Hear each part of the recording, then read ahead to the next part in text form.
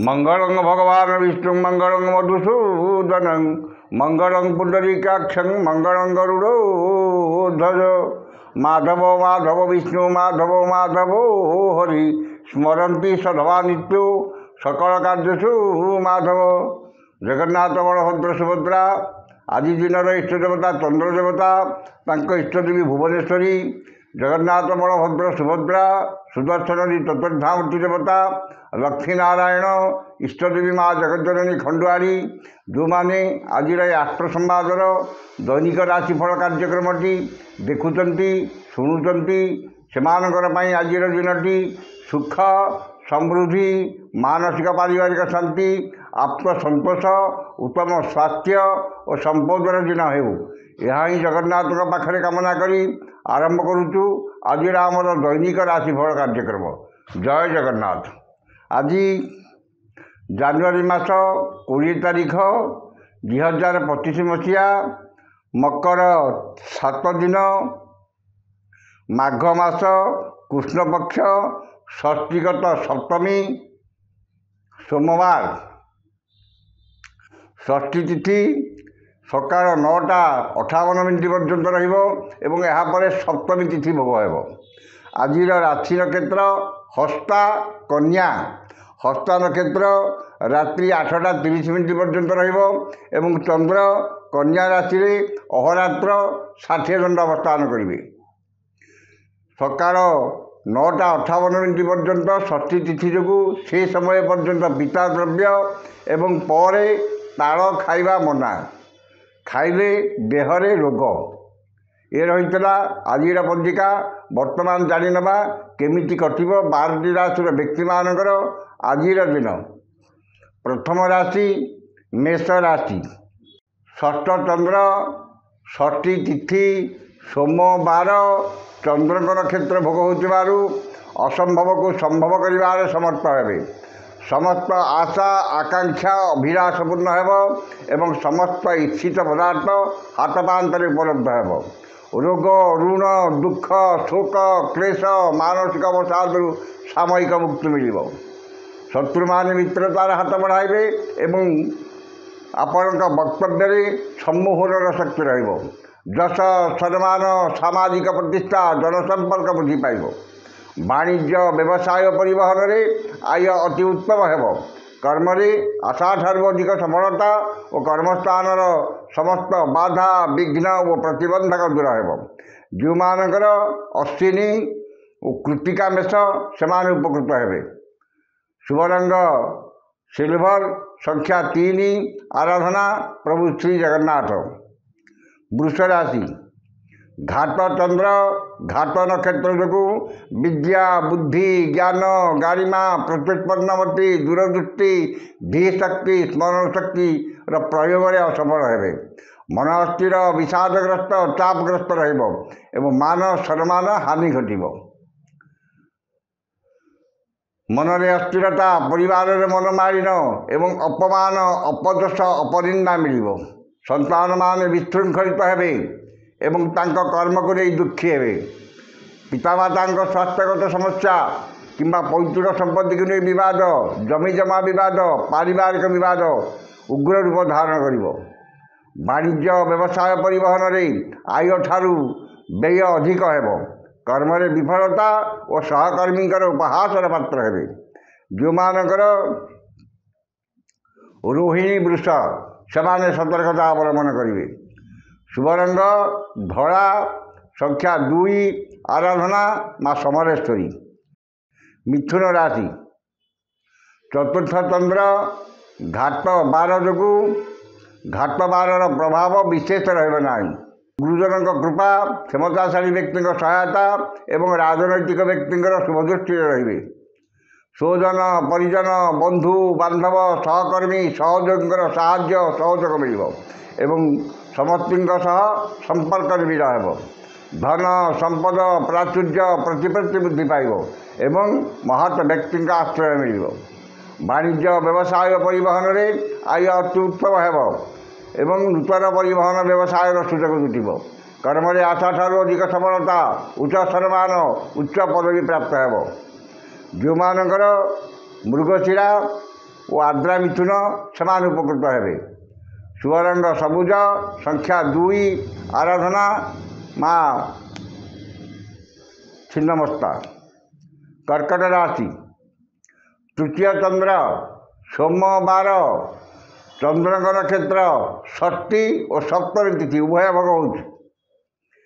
मनरे प्रसन्नता, चालीचरण संयमता, वचन मधुरता, परिवार मित्रता, समस्त बंधुता एवं सुखाद्य सुवसन प्राप्ति हेब। आमद प्रमोद मौज मजलिस अधिक आग्रह रहिब परिवार प्रति अधिक यत्नवान हेबे। सुखबर सुसंवाद मिलिब एवं समस्त कर्म सुचिंतित पदक्षेप नेबे। मनरे उन्नत चिंताधारा उच्चाभिलाष प्रकाश पाइब एवं समस्त श्रद्धार पात्र हेबे। वाणिज्य व्यवसाय और परिवहन में आय अति उत्तम एवं नूतन व्यवसाय पर चुक्तिबद्ध हेबे।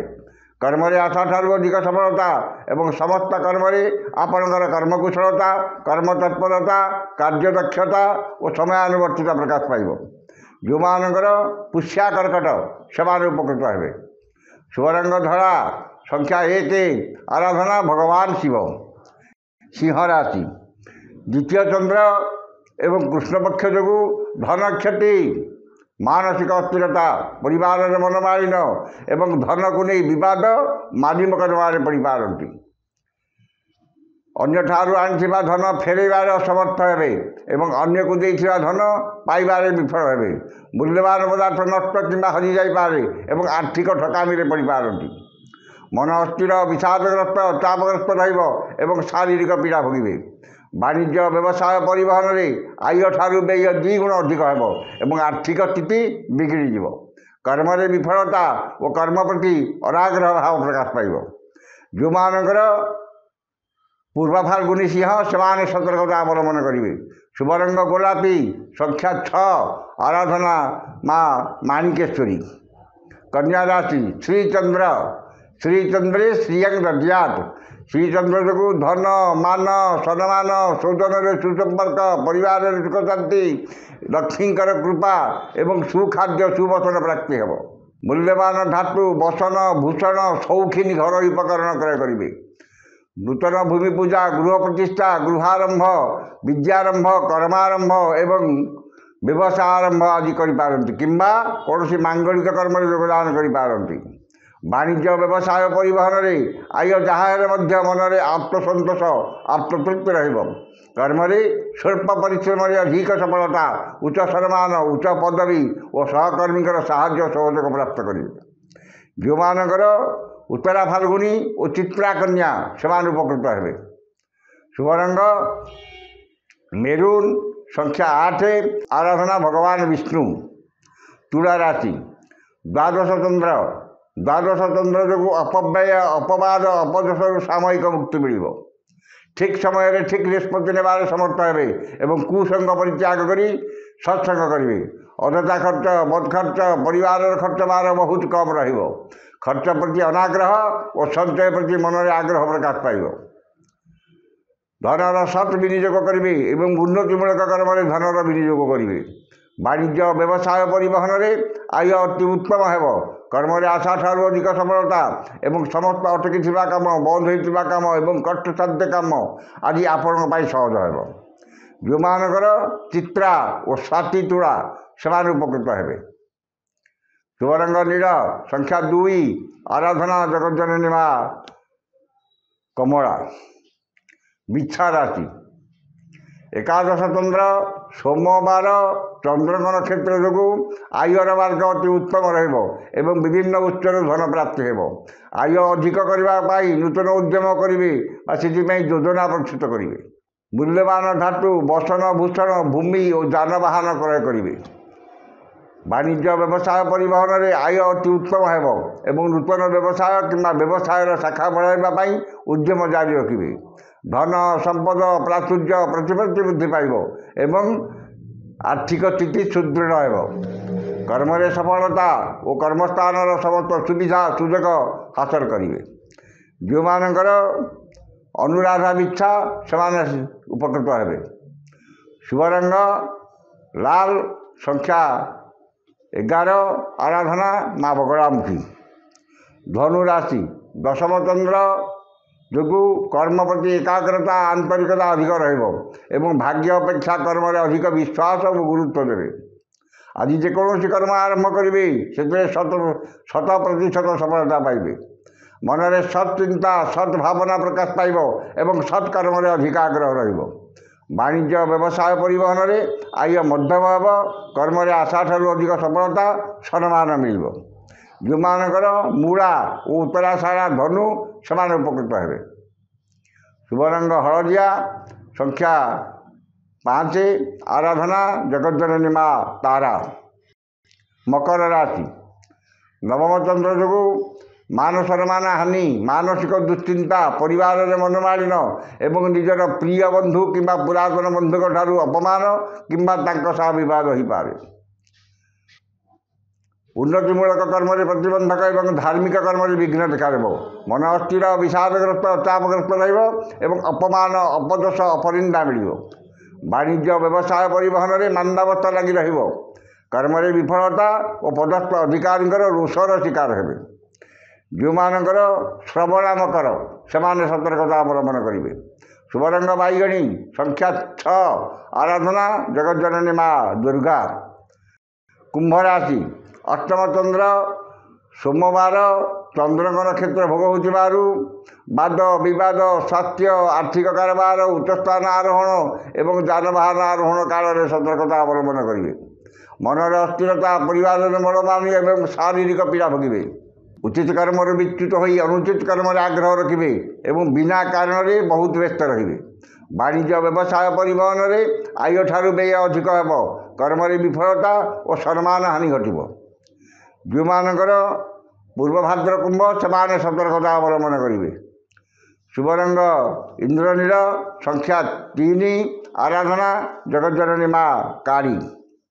ଶେଷ ରାଶି ମୀନ ରାଶି, ସପ୍ତମ ଚନ୍ଦ୍ର ବୁଧ ସୋମବାର ଚନ୍ଦ୍ରଙ୍କ ନକ୍ଷତ୍ର ଭୋଗ ହେଉଥିବାରୁ ଏବଂ ସପ୍ତମୀ ତିଥି ସକାଳ 9:58 ପରେ ଭୋଗ ହେଉଥିବାରୁ ମୂଲ୍ୟବାନ ଧାତୁ, ବସନ, ଭୂଷଣ, ସୌଖିନୀ ଘରୋଇ ଉପକରଣ କ୍ରୟ କରିବେ।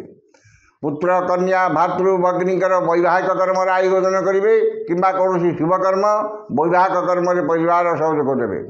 ଆମୋଦ ପ୍ରମୋଦ, ମଉଜ ମଜଲିସରେ ଅଧିକ ଆଗ୍ରହ ରହିବ ଏବଂ ପରିବାରରେ ସ୍ୱର୍ଗୀୟ ସୁଖ ଅନୁଭବ ହେବ। ବାଣିଜ୍ୟ ବ୍ୟବସାୟ ପରିବହନରେ ଆୟ ଅତି ଉତ୍ତମ ହେବ। କର୍ମରେ ଆଶାଠାରୁ ଅଧିକ ସଫଳତା ଓ ମହିଳା ସହକର୍ମୀଙ୍କର ସାହାଯ୍ୟ ଓ ସହଯୋଗ ପ୍ରାପ୍ତ କରିବେ। ଯେଉଁମାନଙ୍କର ଉତ୍ତରାଭାଦ୍ର ମୀନ ସେମାନେ ସୁଫଳ ପାଇବେ। ଶୁଭ ରଙ୍ଗ ଲାଲ, ସଂଖ୍ୟା 7, ଆରାଧନା ଜଗଜ୍ଜନନୀ ମା ତାରା। ଏହି ଥିଲା ଆଜିର 12ଟି ରାଶିର ଦୈନିକ ରାଶିଫଳ। ସମସ୍ତ ରାଶିର ବ୍ୟକ୍ତିମାନେ ଦିନଟି ଶୁଭ ହେବା ପାଇଁ ଉକ୍ତ ମନ୍ତ୍ରଟି ଋଷ୍ୟାଦି କରି ପାଠ କରନ୍ତୁ।